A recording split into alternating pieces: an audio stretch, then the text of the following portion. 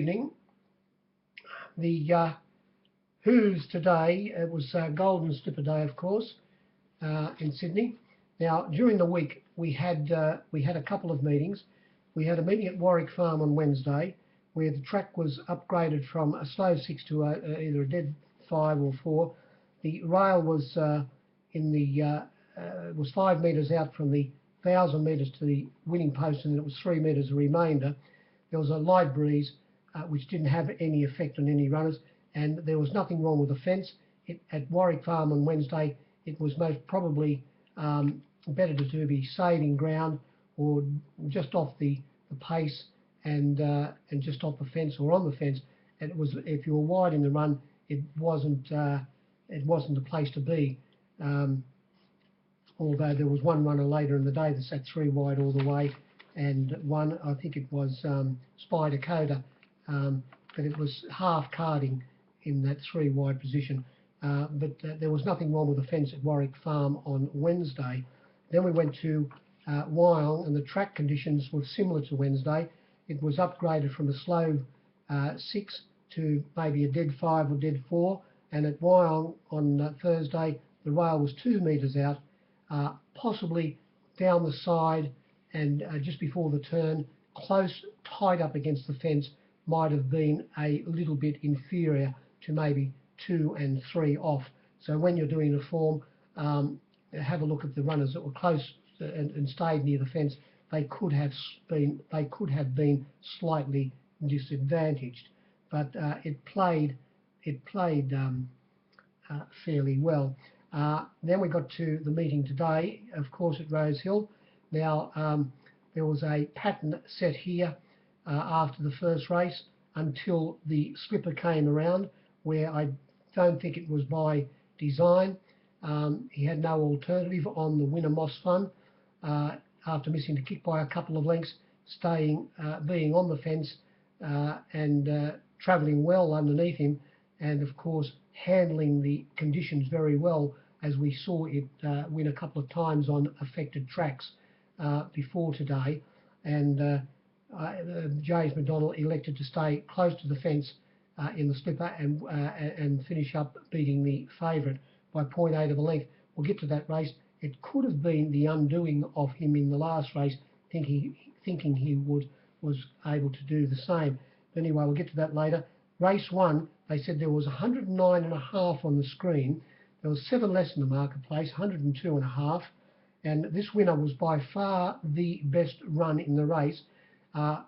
Since last started, had the blinkers on when it trotted in at Warwick Farm, had them on again today, and it settled down in last position, got into all sorts of trouble before the turn, but when Nash was able to angle off heels and get this runner to the outside after flattening out, it finished by far the best, coming, as I say, from back second last or last on the fence, to win by 2.3 lengths, winning away. It started the 9-2 favourite.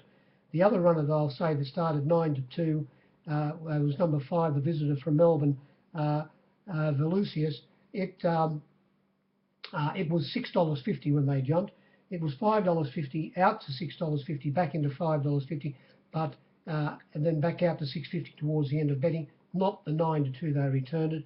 The winner started favourite. It started, the quote, we put it up a 9-2 chance. 9-2 the field, we said, and it got out to $7, back into $5.50 at the end of betting. Extremely well backed backman, and I think by far the best run in that race by a long way. I think I'll be marking it a lot shorter than its SP. The second race, they said there was 104.6 on the screen, a couple less in the marketplace, only about 102.5, fairly similar to what you saw on the flux. And here, it wasn't more or less only until the last little bit of the race, if you were on the winner Janoob, that you gave yourself any chance, because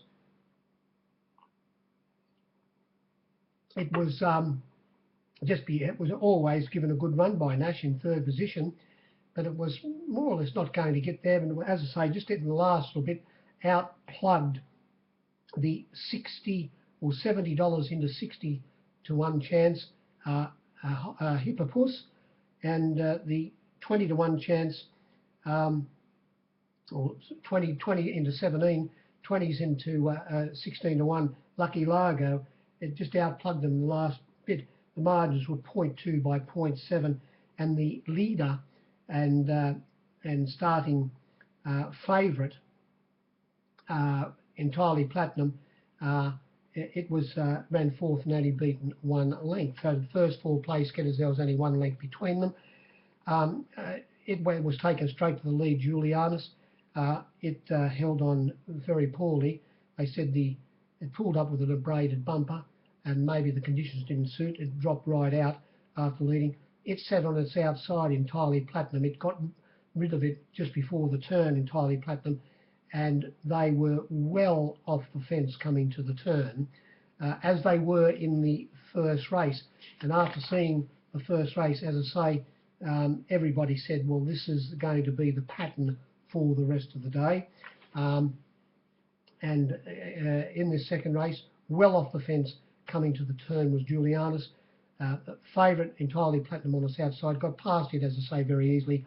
If you're on it, you're quite happy with yourself, even with more or less 100 metres to go, it was still going to win. But then it just started to get the staggers in the last 50, and as I say, Janoob plugged through and was able to, excuse me, that Pooty Blue, and beat Hippopus, who one of the pros found early in the betting for. He backed with every Captain Cookie in the joint, 50s out to 70s, and he said whatever you want at 70s and even at 60 to 1 at one stage, into 50s, but got back out to start 60s, only beat it by a head, 0.2, and as I say, it was only 3/4 of a length away, Lucky Largo. Run the race again, you would get a few different results. It's going to be a hard race to price. The winner, Janoob, bookies, it was the runner that bookies reached for mostly in the race. I think most saying that it couldn't handle conditions. It went up the $3.20 favourite, but got out to plenty of $4.80 on the fence. I don't think you see that in the flux. I don't know why. It came back in to start only $4.40, Janoob. Entirely Platinum, we put it up 13 to 4, $4.20, and it got into, I was maybe still $3.50 or $3.40 laying it when they jumped, and it started the favourite. It more or less had its chance, got a good run to the turn, got to the right part of the track, and as I say, run that race again, and I think you could get easily a different result. A result, Moriarty, who drew barrier 1, it was just behind the place getters, in a bit of an awkward position, trying to get up on the inside of them, even though it was well off the fence, but more or less safely held. Race 3, here we saw on the screen for the robots 107.5, 5 less than the marketplace, 102.5, and Flamberge, after knuckling at the start, picked herself up very quickly and was able to lead with Lily Bolero. When I say lead, he was leading well off the fence all the way. Lily Bolero, who drew barrier 3, up on its inside, but still well off the fence, and on its outside after coming across from barrier 8 in a field of 10 was That's a Good Idea, who was extremely hard to lay. Opened up 9 to 4, 9 to 4 the field, got out to 13 to 4, $4.20. That's a Good Idea, which you wouldn't see in the flux. It was gone, more or less turning for home. The trainer saying that it didn't handle the conditions. Flamberge, in the middle of the track, still leading when they turned for home, with That's a Good Idea, as I say, dropping off.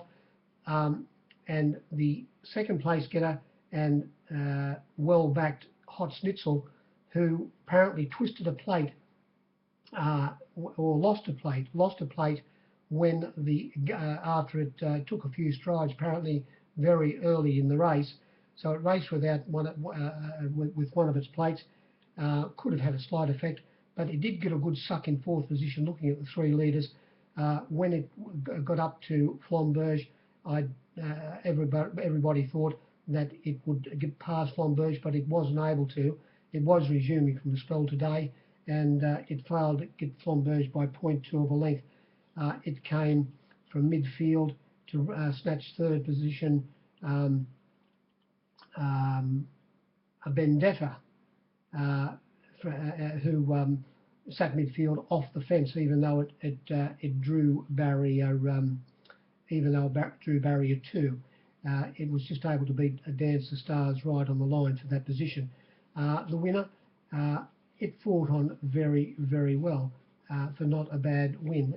And one of the pros, as I say, he won a bucketful on it, took all the $12 early in the betting and the 11, and at one stage the 10. It was $12 into $9 at one stage, but got back out to start $10, and a good bit of section was won on that race by that pro.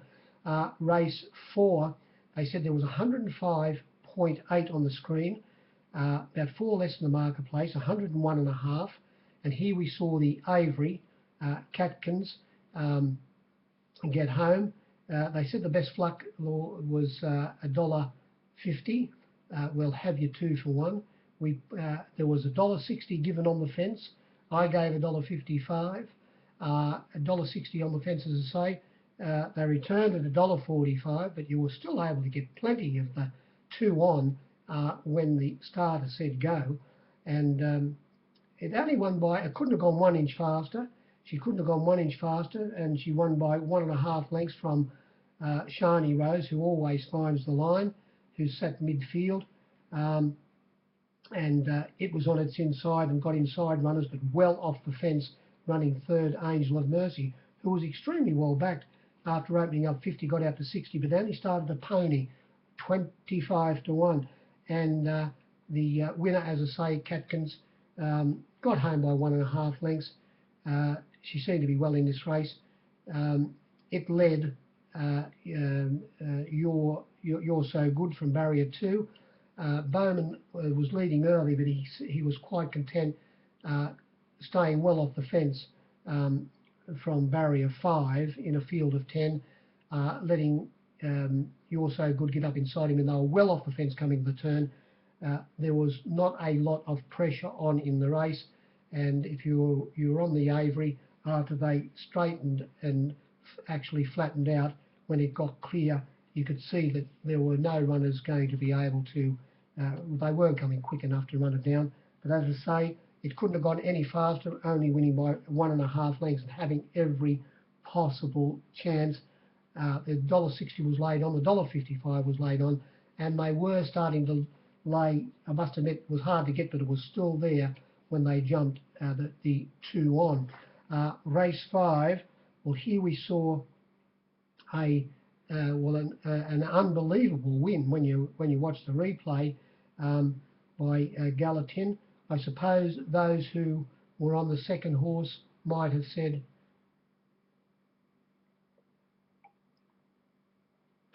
Singing Flame drew the extreme outside alley. He was always 3 wide, that he took off too early. Well, of course, if he would have, he got beat the 0.2 margin. If he would have got home by that margin, the head margin, of course, everybody would have been saying what a great ride it was. He stole the race, but I suppose he might have been a victim of circumstances. He was out there. The leaders, it led in the race, Alante, ran along at a fairly good clip. Breton on its outside, out of Order of the Sun sitting third, and it was at about 5th or 6th, well, it was midfield early, but then moved up to about 5th or 6th position coming down the side of the 800. The leaders, it stayed fairly close to the fence, Alante, and was gone before the turn, more or less.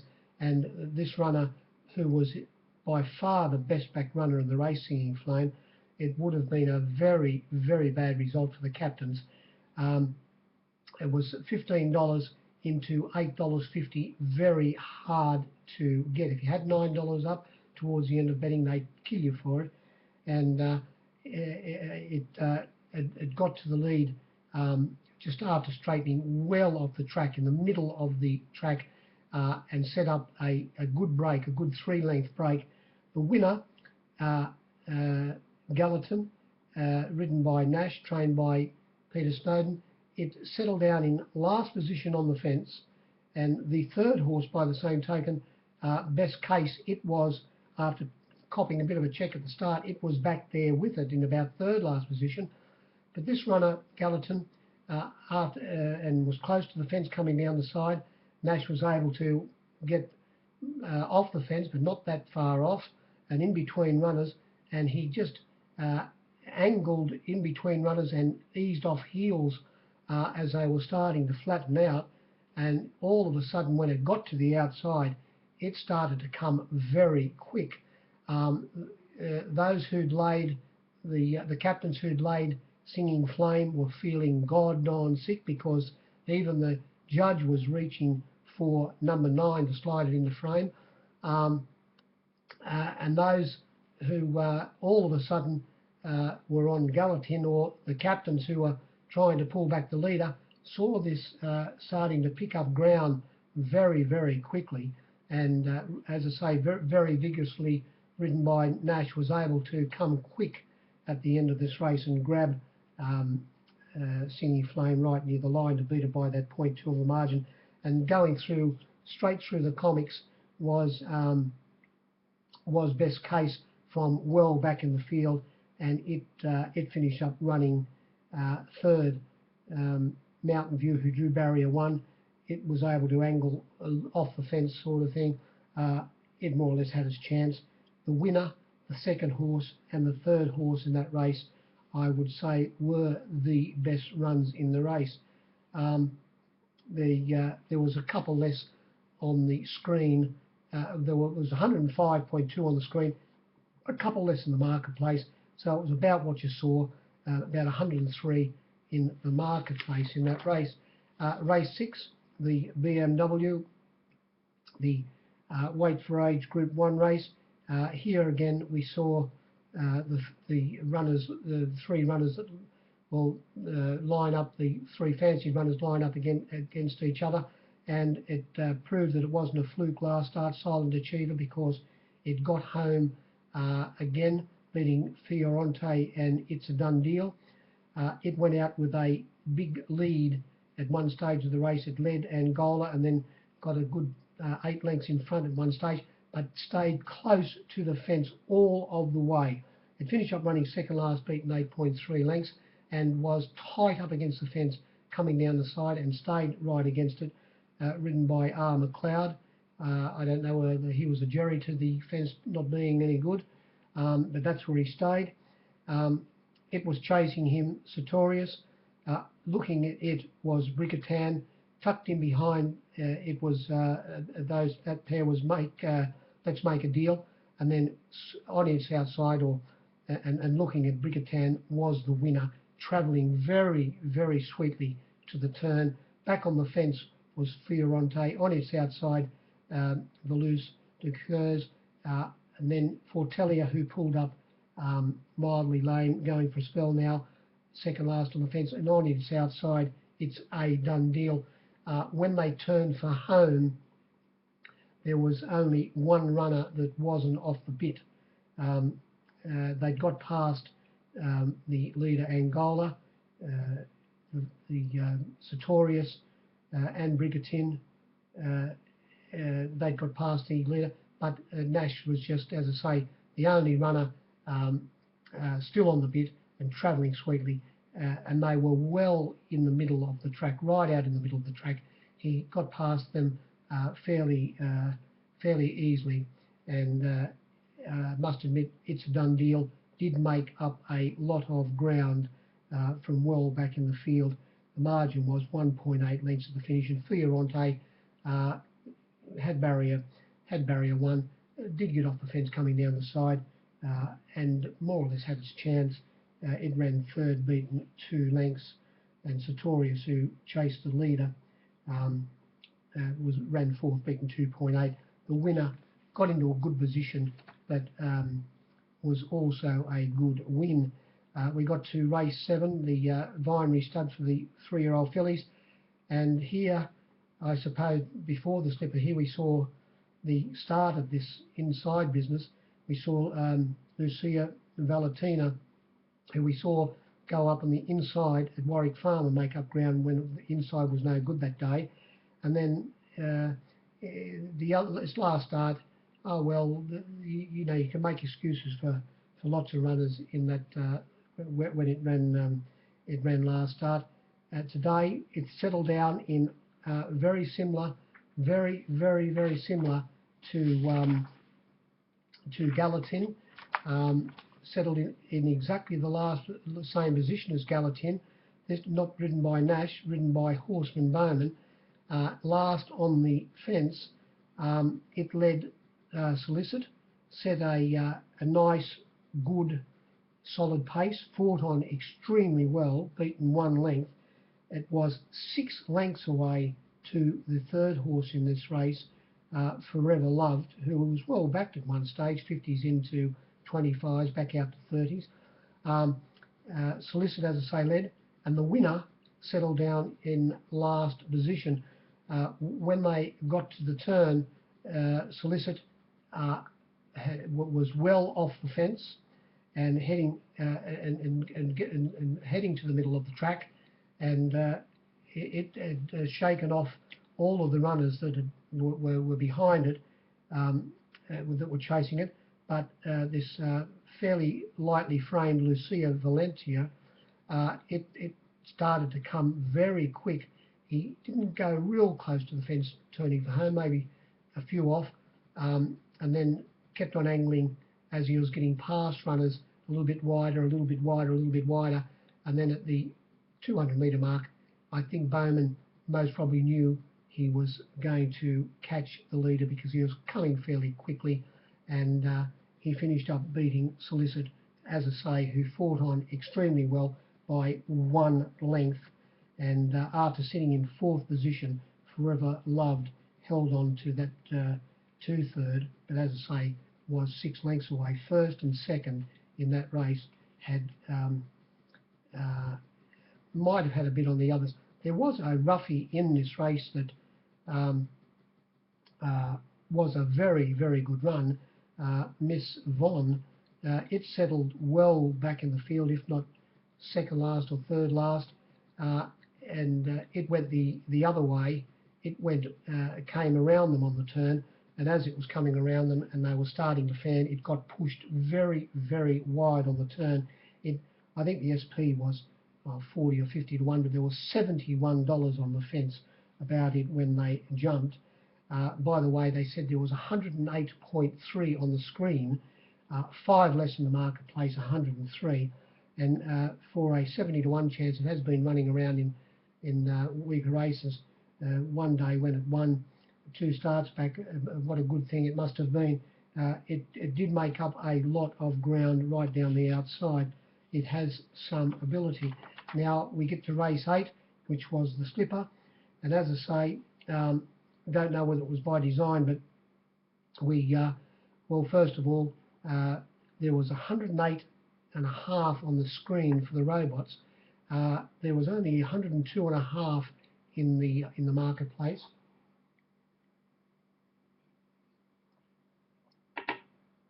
That filthy Putin.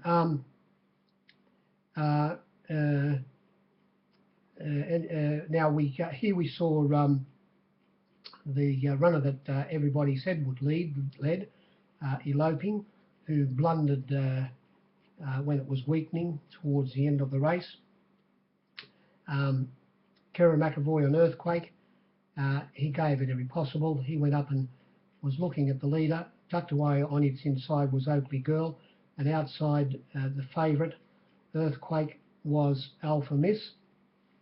And after missing the jump by 2 lengths, James McDonald on Moss Fun, who we saw win on the rain-affected tracks, or two of its wins, and we saw it well back.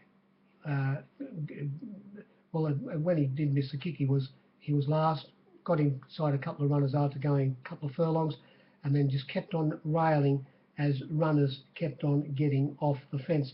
It tailed him through after easing from a wide alley, Believe Yourself. He eased across, and when McDonald missed the kick, as I say, got in front of a few runners, and then Believe Yourself, who finished up running fourth, he finished up following McDonald all the way. McDonald staying much closer to the fence than Believe Yourself, but as I say, he scraped paint all the way up the fence. When the Avery Earthquake was able to get past the leaders, she didn't sprint real quickly. She got the length and a half margin clear.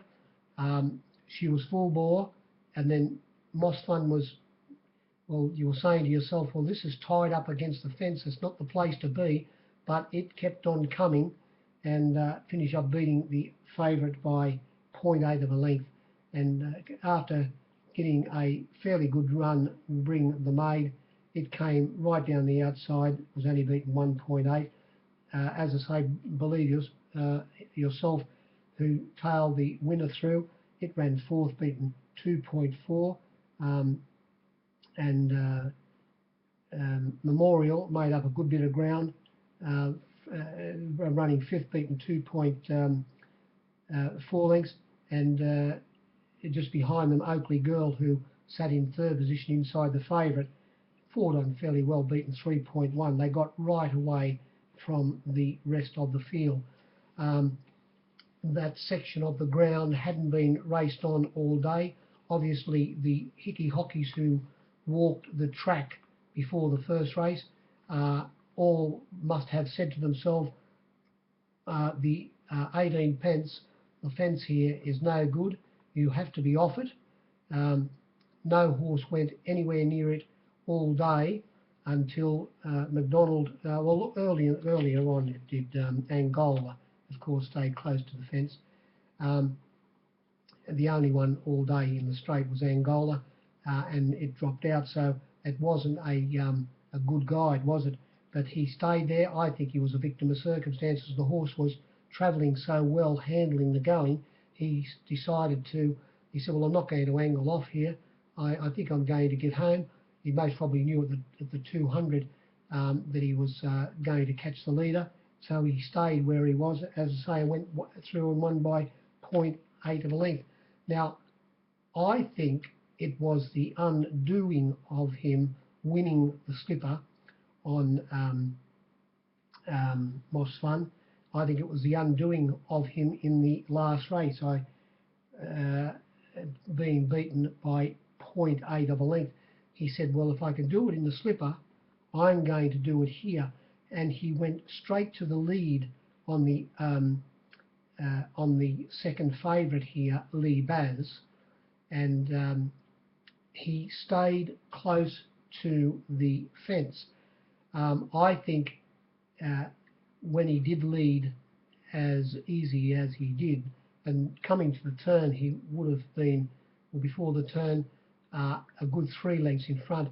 I think he should be, well before the turn, he should have been angling off it and getting to the middle of the track. And there's a chance that the winner, Weary, who started favourite, doesn't run him down. But he stayed close to the fence as he did on Moss Fun, and when he did start to flatten out, I don't think he lost his footing, and I don't think he went in under pressure, but he did go duck in fairly badly and hit the running rail and lost his momentum for 1.5 strides. Chasing him all the way was the very well backed at one stage Strawberry Boy, who was $9 into $7.50 at one stage, but got back out to $9 on my board. I'll get to the flux. I'll tell you the full flux in this race. This was the biggest difference of the day when it comes to the fluctuations. But and then sitting in third position all of the way, ridden much closer today than it was at its previous 2 starts, Weary, after coming from afar. Bowman was smoking his pipe. It dropped off very quickly, Strawberry Boy. Bowman was, I suppose, not in the best going by any means, but he, the winner after hitting the rail, and Weary, we did see it make up all of that ground in the previous two starts. He went out after Lee Baz, and I unfortunately I stood the winner, and I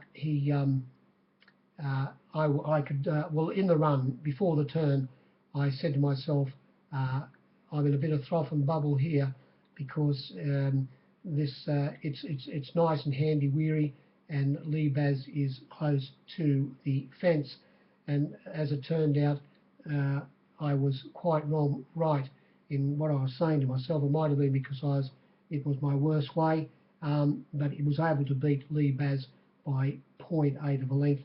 It made up a good bit of ground coming from about 8th position in between runners, stablemate to the winner. That was I'm Imposing. Found the line fairly strongly to be beaten 2.8 lengths. As I say, I think if he maybe got to the when they came down the side, when he did have control of the race, angled that 3 and 4 off the fence and got to the middle of the track, there's a good chance that Weary doesn't run him down. But we all know what happened now that we've seen the race. In this race, they said there was 100, 10.5. Well, you just know that's not right on the screen for the robots. There was a neat 100 in the marketplace. These were the flux.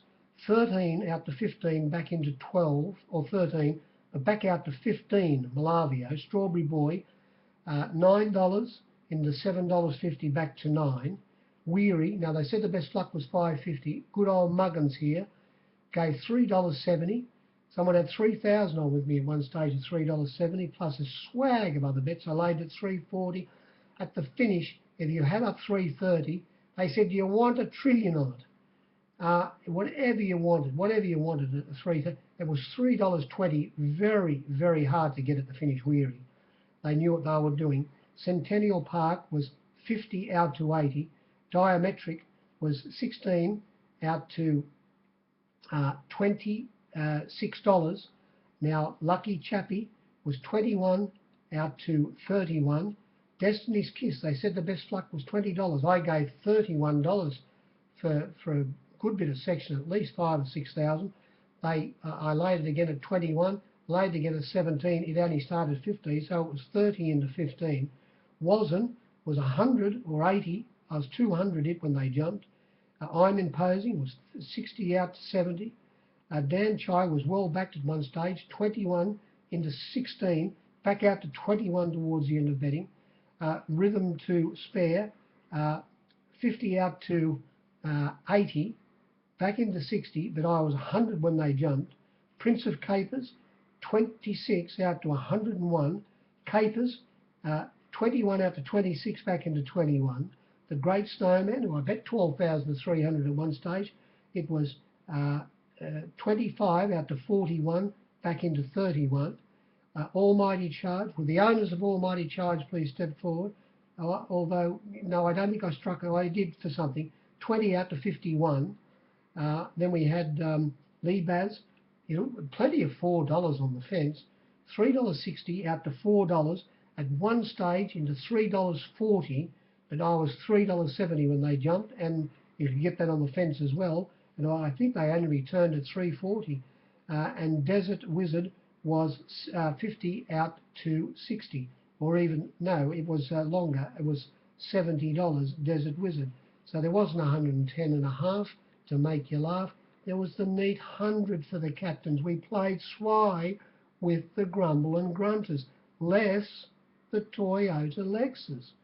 So that was the meeting. If you are wire netting today on a Golden Slipper Day, whether you were fielding them or backing them, I hope you finished on the right side of the ledger.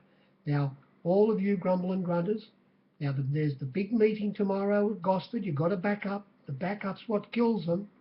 The backup kills them. No good going out in the harbour tomorrow on the yachts, you pros, and going to church in the morning. You've got to get up to Gosford tomorrow and have a bet. All you punters, jump on the freeway and jump on the train and get up to Gosford. There's plenty of bookies up there who'll let you on for plenty of section. Good evening.